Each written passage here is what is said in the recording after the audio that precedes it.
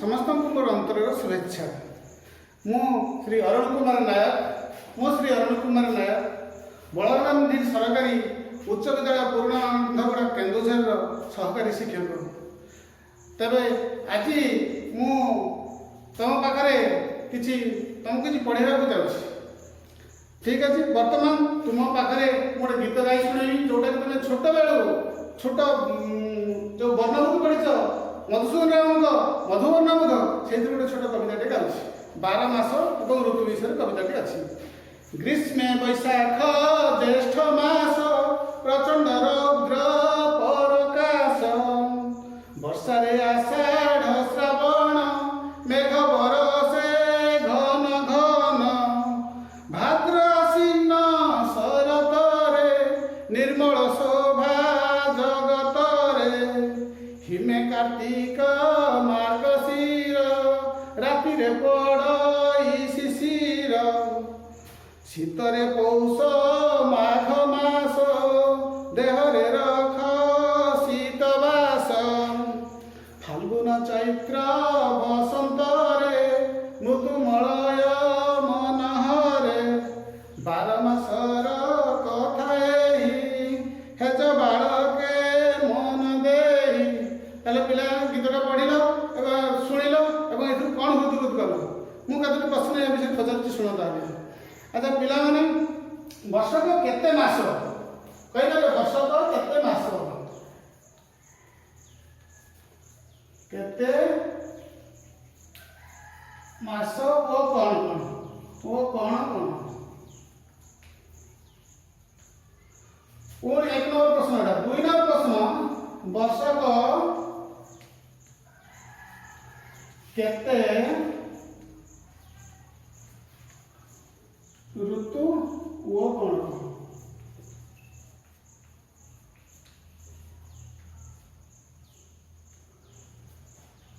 तब देख तुम कह तेणु मुझे लिखिदी शुण वर्षक हूँ 12 मास एवं वर्षक 6टी ऋतु। देख प्रत्येक ग्रीष्म है ग्रीष्म ऋतु यहाँ नहीं 2टा मास कौन बैशाख आउँ ज्येष्ठ बैशाख ज्येष्ठ ये 2टा मास को नहीं है ग्रीष्म ऋतु। वर्षा वर्षा क्या नहीं हम ना आषाढ़ श्रावण आषाढ़ और श्रावण मास को नहीं वर्षा ऋतु हुए बुझल। ग्रीष्म वर्षा शरत ऋतु क्या नहीं शरत भाद्र आश्विन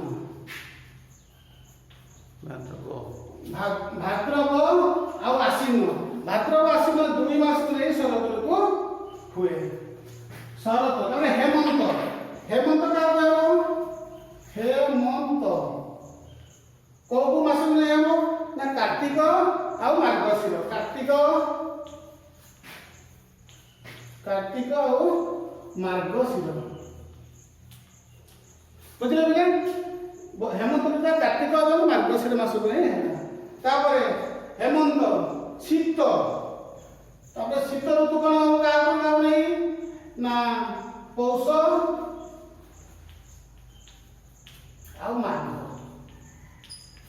माघ मास बहुत शीत हुए बोले तेणु शीत ऋतु को माघ शीत बाघ करी तेणु माघ मास पौष और माघ मास को नहीं है। बसंत आ शेष ऋतु हूँ बसंत फाल्गुन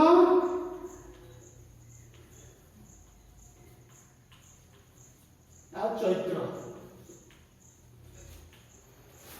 12 मास ना जानिले 6 ऋतु ना जापारे नहीं बोले बर्तमान जाना यही सबू ऋतु मध्य कौ ऋतु सब श्रेष्ठ ऋतु के ऋतु ना आम चलीपर ना टोटाल आदौ चलीपर ना जीवजंतु कीटपतंग कहीं भी गछलता कहीं भी चली पारे से ऋतुटा किए कह से ऋतुटा हूँ वर्षा ऋतु नहीं ହଉଛି ବର୍ଷା ଋତୁ ହଉଛି, ବୁଝିଲ, ଏଇ ବର୍ଷା ଋତୁ ହଉଛି ସବୁଠୁ ଶ୍ରେଷ୍ଠ ଋତୁ। କାହିଁକି ନା ବର୍ଷା ନହେଲେ ପୃଥିବୀର ଗଛଲତା, କୀଟପତଙ୍ଗ, ପଶୁ ପକ୍ଷୀ କେହି ବି ବଞ୍ଚି ପାରିବେ ନାହିଁ।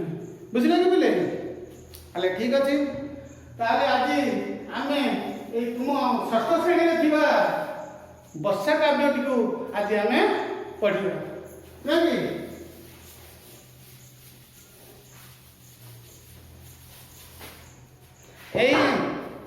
ଏଇ କବିତାଟିକୁ ଲେଖିଛନ୍ତି କିଏ? କବି ହେଉଛନ୍ତି କବି ଅତିବଡ଼ି ଜଗନ୍ନାଥ ଦାସ।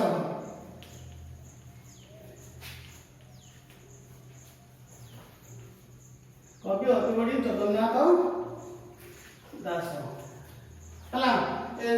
ଅତିବଡ଼ି ଜଗନ୍ନାଥ ଦାସ ପଞ୍ଚସଖା ଯୁଗର କବି। ସେ ଆମ କଣ ଲେଖିଛନ୍ତି କହିଲ ନା ଏ ଭାଗବତ ରଚନା କରିଛନ୍ତି। ଯୋଉ ଭାଗବତ କି ଆମ ଓଡ଼ିଶାର ପ୍ରତି ପୁରପଲ୍ଲୀରେ ଘରେ ଘରେ ପଠନ କରାଯାଏ। ବୃଦ୍ଧ ଲୋକମାନେ ସନ୍ଧ୍ୟାବେଳେ ଭାଗବତ ଟୁଙ୍ଗିରେ ଭାଗବତ ଗାନ କରି ନିଜ ଆତ୍ମାକୁ ଶାନ୍ତି କରନ୍ତି, ନିଜକୁ ଧର୍ମ ଆଲୋଚନା କରନ୍ତି ଭାଗବତ ଟୁଙ୍ଗି ମାନଙ୍କରେ। ଆଉ କଣ ହୁଏ ନା ଏଇଟାକୁ ଆମେ କଣ ଗୋଟେ ପବିତ୍ର ଧର୍ମଗ୍ରନ୍ଥ ଭାବରେ ମାନିଥାଉ, ନାଇଁ କି? ତେଣୁ ଏହା ଛଡ଼ା ସେ କଣ କରୁଛନ୍ତି ନା ଆଉ ଅନେକ ଗୀତ ମଧ୍ୟ କବିତା ମଧ୍ୟ ସେ ଲେଖିଛନ୍ତି। କଣ ଲେଖିଛନ୍ତି ନା ସେ ତୁଳା ଭୀମା ଅନେକ କବିତା ମଧ୍ୟ ସେ ଲେଖିଛନ୍ତି। କଣ ନା ବୃକ୍ଷ ମାହାତ୍ମ୍ୟ,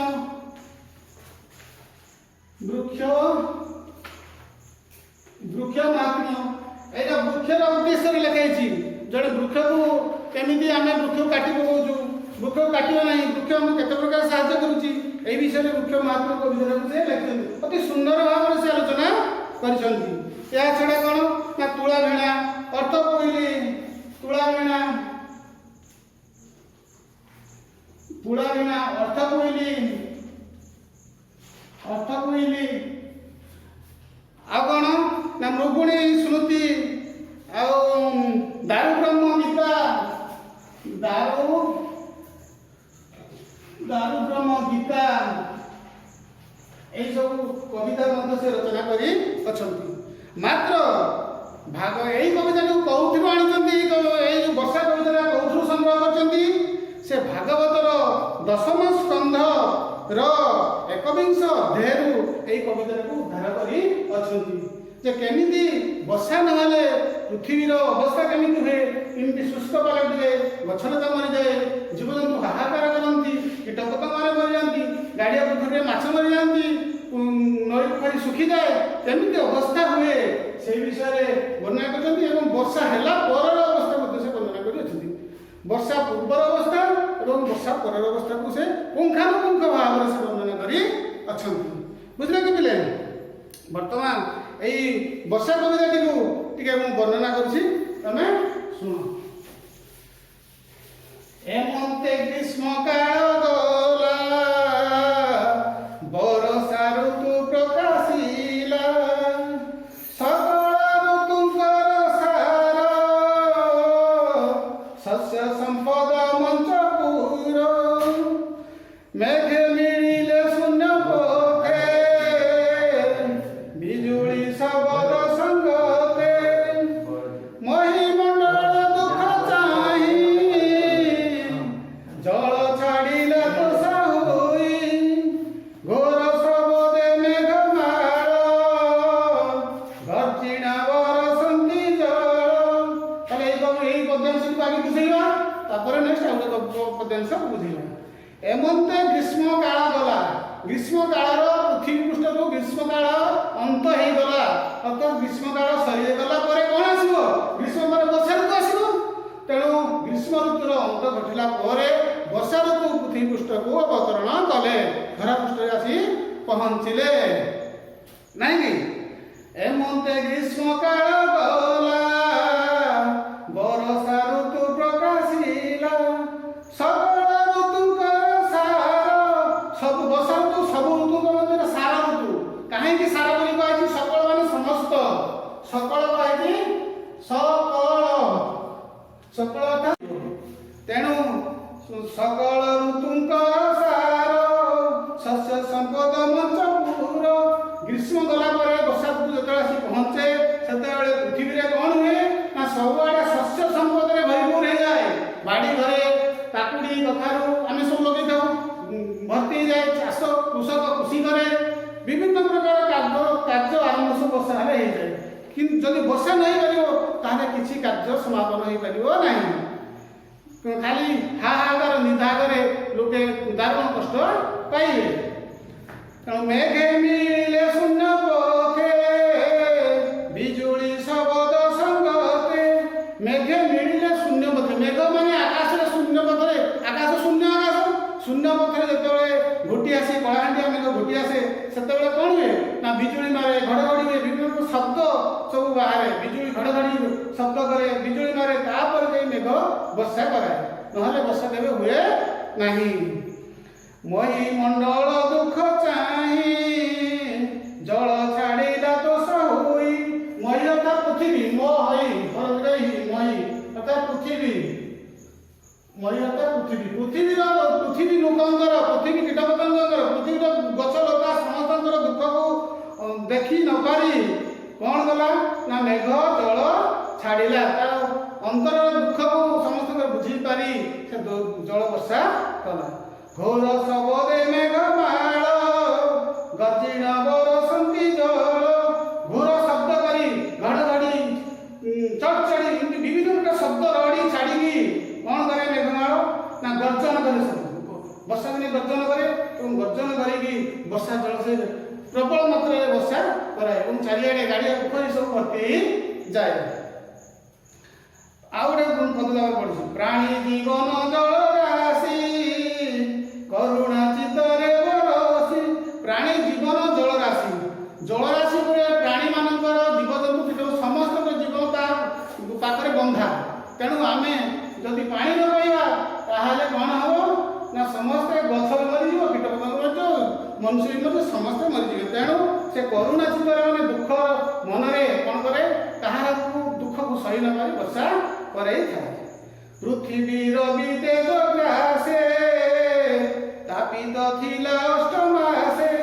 पृथ्वी रवि अर्थात कौन सूर्य सूर्यंकर किरण आम 12 मास 4 मास कंटिन्यू वर्षा होता है मात्र आउ कत मास आउ 8टी मास से 8 मास पृथ्वी उपरे सूर्यंकर तेज पूरा तीक्ष्ण भाव में पड़ुता है। तेणु पृथ्वी रवि तेज ग्रासे तापित थिला अष्टमास 8 मास तो उत्तप्त हो पृथ्वी थाए मात्र आषाढ़ मास हेले जाकि वर्षा हुए। श्रावण मास भाद्र आश्विन मास वर्षा होगी चारिआडे जलमग्न हो जाए एवं शस्य संपद पृथ्वी भरपूर हो जाए। जल पाइलाति सप्त सचिते तपति जनक तपस्वी जनक मते। जल जमी पाईगले आम जमी खुशी हो तपस्वी मैंने सेमती खुशी हो जाती। तपस्वी जमी तपस्या पाइला तपस्या फल पाइला जमी खुशी हो जाए जल पाइले पृथ्वीर लोक मैंने सेमती खुशी हो जाती। तपस्या फल जेने पाई बुझंती अति खुशी होई। तपस्यार फल पाइला जड़े तपस्वी जड़े सन्यासी जमी अत्यंत भाव में खुशी हो जाए सेमती गछलता कीटपतंग गड़ियार माछ पोखर माछ मैंने जल पाइला बेंग रड़ी छाड़े केते खुशी हो। मयूर नाद करे कला मेघ देखिए नाद करे समस्ते खुशी होती। एवं तपस्या फल जेने पाई गुंजंती अति खुशी हुई। तापर वर्षा ऋतु कौन हुए ना वर्षा ऋतु जदि न था आम पृथ्वी में कहीं बंची पारी न था। एतिकी एइटारे मु मोर पढ़ा शेष करुँची। समस्त को धन्यवाद एवं मोर पढ़ाटा जदि पढ़ा भल लगे तेरे समस्ते मते गोटे गोटे कमेंट करेंगे भूल होते भूल कमेंट करेंगे ठीक थे ठीक कमेंट करेंगे एवं सब्सक्राइब करेंगे। समस्त को धन्यवाद नमस्कार।